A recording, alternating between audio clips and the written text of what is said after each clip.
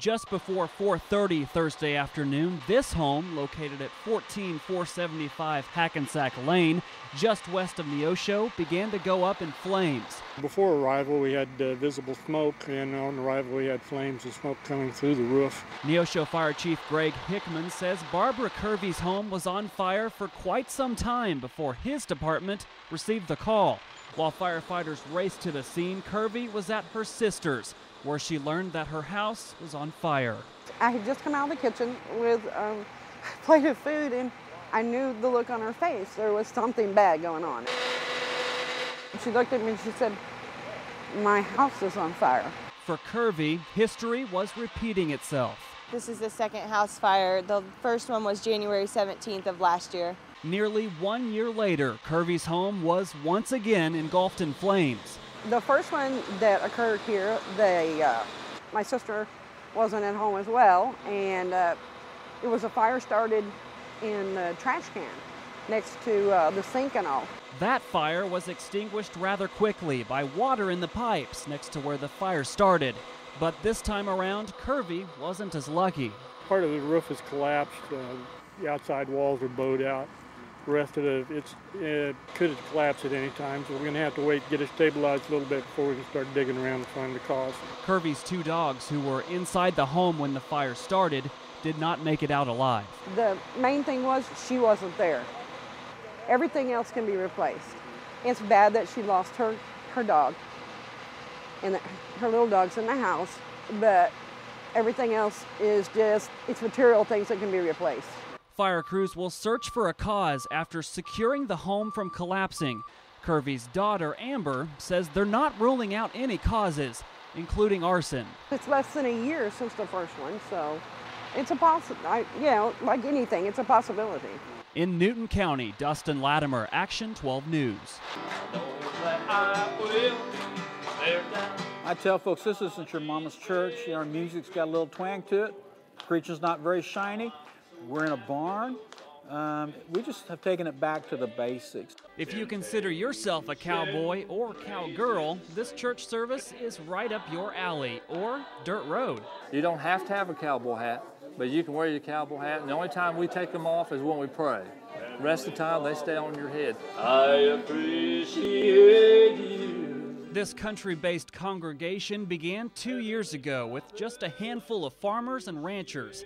Now, membership at Risen Ranch has more than tripled, meeting not on Sunday, but rather Tuesday. A lot of these folks are traveling on the weekends, rodeoing, showing horses. We go to church in town on Sunday at First Christian in Carthage, but we like coming out here on Tuesday. We just like the people and the environment, kind of just meeting in this barn here, and we like the music, and it's just a different environment. The building is actually owned by a Jasper County rancher who turned part of his horse arena into a worship center. I thought pretty appropriate having cowboy church in an indoor arena or a barn. Horses during the day, church at night. Sound like a good fit to me. Now that the word is out and Risen Ranch is rising in popularity, you'll find more than just cowboys and cowgirls in this barn.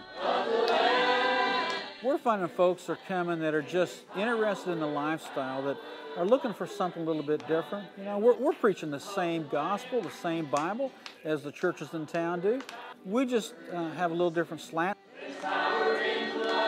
I've worshiped in a lot of different settings, you know, and I think it's just like if you're attracted to a little bit of the country lifestyle, the cowboy lifestyle, it just, I don't know, it just eliminates some barriers. People can come here and just worship in a context that they feel comfortable in. The people who worship here say they feel at home, cowboy hats and all. It's my kind of people and my kind of place. We've got an exciting year ahead of us. In Jasper County, Dustin Lattimer, Action 12 News. Power in blood. Downtown Pittsburgh is under construction. The city is making Broadway from 2nd to 11th Street more attractive by adding new sidewalks, lights, and trees. But recently, the project came to a complete stop. We didn't have enough money, and KDOT didn't have enough money at that time, so we cut it back. And we went from 2nd Street to 8th Street. The city scaled back its project, leaving 8th Street through 11th alone.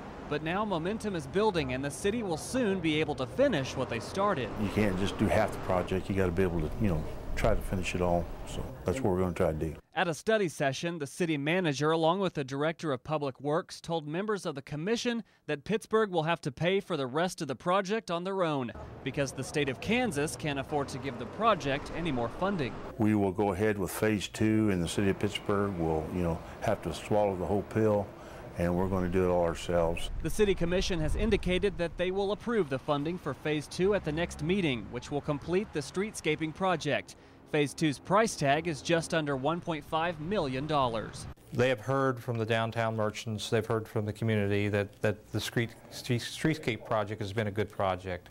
And so tonight they said that they would like the staff to proceed forward with that project to complete it, even without the assistance of federal funds or state funds. The second phase should begin in either late summer or early fall, with most of the entire project completed by the end of the year. In Pittsburgh, Dustin Lattimer, Action 12 News. What does it take to break not 1 but 2 world records? How about hundreds of dedicated people, over 1 million pennies, and plenty, I mean plenty of time? We had easily 500 people out here last night, easily 500 people. It's really tedious, but it's something that, it makes you feel good because you think, you could be part of something that's going to be a world record, and that's something awesome. Goal number 1 was to lay down the fastest mile of pennies. That was achieved in just 2 hours and 23 minutes, a whole 74 seconds faster than the previous record. Goal number 2 is the longest line of coins. The community is pushing for 40 miles of pennies to accomplish that one. It's really amazing to see all the people from the community come together. And then I've seen quite lots of events in the past few years since I joined Guinness, but this is quite special. And let's do from 1 down. It's about a community. It's about believing in your own community and knowing that you can do it. Giving your own community a sense of ownership.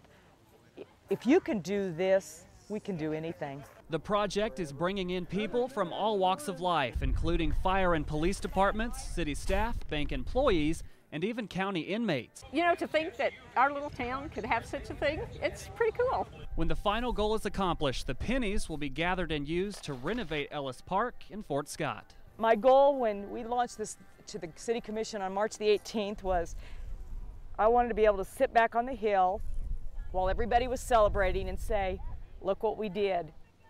I can say it. Look what we did. It's amazing.